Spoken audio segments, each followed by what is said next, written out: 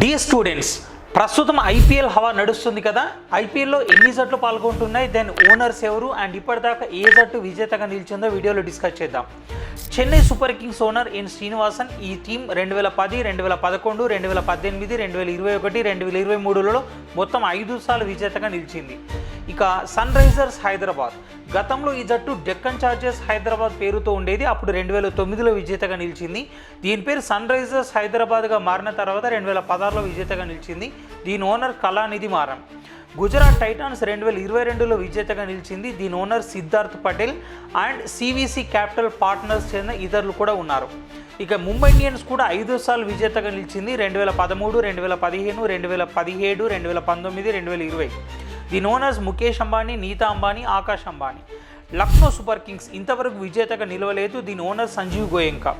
And Kolkata knight riders మొత్తం 3 సార్లు 2012, 2014, 2024లో విజేతగా నిలిచింది. ఓనర్స్ షారూక్ ఖాన్, జూహీ చావ్లా, జే మెహతా. రాజస్థాన్ రాయల్స్ ఒకసారి 2008లో ప్రారంభ ఐపీఎల్ విజేతగా నిలిచింది. దీని owner Manoj Badale, Lachlan Murdoch. Punjab super kings ఇది ఇంతవరకు విజేతగా నిలవలేదు. దీని owners Mohit Burman, Ness Wadia, Preity Zinta, Karan Paul. Delhi Capitals కూడా ఇంతవరకు విజేతగా నిలవలేదు. దీని ఓనర్స్ సజ్జన్ జిందాల్, పార్థ్ జిందాల్. అండ్ ప్రతిసారి విజేతగా నిలుస్తుంది అనుకుంటున్న జట్టు, ఇప్పటిదాకా విజేతగా నిలవని జట్టు రాయల్ ఛాలెంజర్స్ బెంగళూరు.